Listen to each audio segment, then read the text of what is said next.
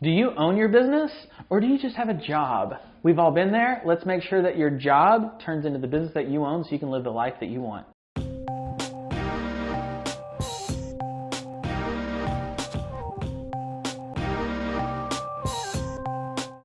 Welcome back to the Jay Douglas Show. Today I am so excited because we're going to be talking high-level conversation, lots of information, really lots of questions. I hope you're ready for this because I don't have any answers today. It's all about giving you the right questions that's going to make you think, go in and self-discover your business and figure out what's going on.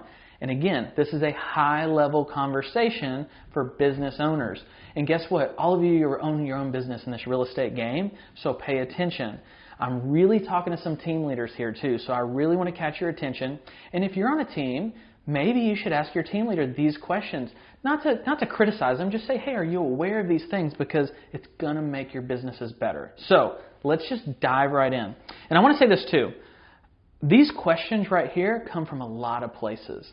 A coach here, a mentor there, a friend here, my own business there. What I'm going to do is I'm going to filter these and hand them off to you. So got my cheat sheet today because we're going to go deep. I hope you got something to write with.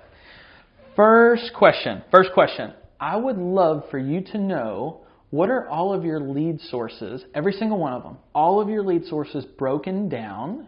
And I want you to think about what is your cost per lead, your cost per appointment, and your cost per sale. Do you know those numbers? Simple question. Cost per lead, cost per appointment, and cost per sale on every single lead source. Let's say you're talking some of these lead sources like Zillow or Realtor and you're paying by zip. Do you have it even broken down by zip code? I think that's really important. That's question number one. Question number two. This is all about, this is really talking about teams here, guys, but I want to know, or I want you to know, all of your sales associates per person productivity. Do you know every single person on your team, what their productivity is? And let's just call it year to date. Just be aware, what is your agent worth to you? What is the average agent on your team worth to you? When you hire an agent, do you know that you're hiring a $100,000 producer or a $20,000 producer or a $500,000 producer? I don't know, but I know that I'd want to know if I were you in hiring. Okay, this one is really, really big. The question comes down to, do you have a management tool to measure everything? Is it something you've bought? Is it something you've created? But more importantly, does it report to you easily, daily, so you can know exactly all your numbers? That's a pretty simple one in theory, but that's a big question right there. A lot of us do measure, but do we actually do anything with the data? Do we know what it is? So just what is the management tool, the tracker tool? How do you keep up with everything? And then more importantly, how does it report to you? Okay? All right, another big one here for team leaders. Do you have a place with the frequency and the notes for every single one-on-one with every single person on your team? Yes, I'm asking you right now to talk to every single one of your team members, maybe weekly, bi-weekly, monthly at a minimum. And is it documented every single time where you can help figure out what the progression is for that person? And are you keeping in touch with their goals are so when you meet with them again, do you remember what happened in that last conversation? And lastly, how are you going to follow up on their homework if you don't have it? So, do you have a place for that? Mine lives in Google Drive. Very simple, something for you to think about. Next one, number 5 here. Have you sat down recently with your board of advisors and looked over your P&L? All I'm thinking is P&L. I know this is the boring, dry stuff, but have you sat down with your board of advisors? You may say, who is my board of advisors? For some people, it may be your dad. For some people, it may be your mom. For some people, it may be your CPA, your attorney, your financial advisor, your operator, your CFO, whatever that may be. But when was the last time you sat down with them, and are you doing it at least quarterly? And personally, are you doing it at least monthly? P&L, that's what we're talking about. Next one.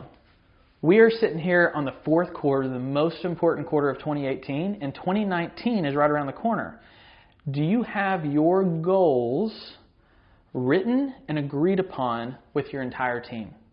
Do you have it written and agreed upon with your entire team? Does everybody know what 2019 is going to look like? And for brownie points, do you have it posted visually where everybody can see it at all times? That's number, we'll call it 6. I think we're somewhere around there. Okay, next one. Are you aware of your average retained commission? Your average retained commission. So what I mean by that is it 2%, 3%, 6%, 8%? What is the average retained commission for each individual agent and your team as a whole? All I'm asking is just be aware of it, because when you start to see these numbers, it might remind you to say, I need to have a conversation with this person, or I need to discover a little bit deeper. Let's see. I want to skip some of these because I want to make sure I give you the best stuff here. This one, let's go basic. Let's go super basic. Do you have a savings goal for 2019? And when I say you, I want you to define you as two people. You as an individual, as a person, as a human being, as a however you want to look at it. And then what about your business? Because your business has a life of its own.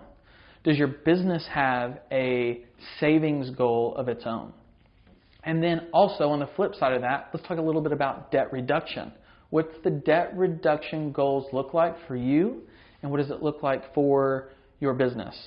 And that's a pretty good one to be talking to your individual agents on your team as well, to make sure that they're headed in that right direction. And lastly, we could go super, super deep into this, but do you know what your profit is? Does your company pay for your taxes, or do you pay for your taxes? Do you know what your profit is? Do you know how much profit you make? I don't know how many times I could ask that question different ways, but it's got to ring home.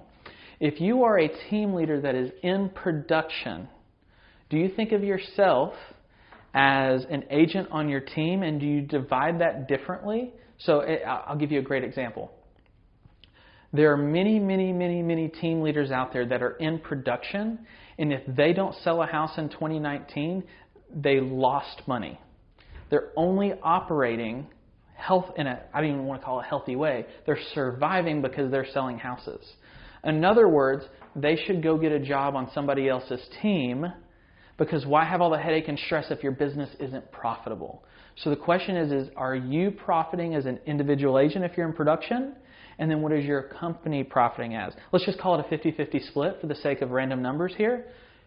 If you're getting 50% as an agent, is the other 50% of your sale going to the team or the company's profit? So just break those things up completely. If you go sell a house, your agent 50% should not be calculated into your company side, because you're kind of smoke and mirrors yourself there and you don't really know where your money's coming and going. Again, have you created a job for yourself, or do you own a business? That's really what all this is going to sum up when you answer all these questions. Think of this as your CEO report card. I hope this is really helpful. If you have any questions about this, hit me up, direct message me, comment here. If you have any other really great questions, feel free to comment here as well, because this list could be super long. I just wanted to give you some things to think about in our fourth quarter, rolling into our next year. And guess what? Don't be scared of this. Be open to talk to others, because it's the only way you're going to get better is if you're transparent with the right amount of people, or the right people, I should say. Who's your mastermind group? Who are you working with? Because who you work with matters. So hope you enjoyed the show today. Let me know if you got any questions. Otherwise, I'll catch you next week.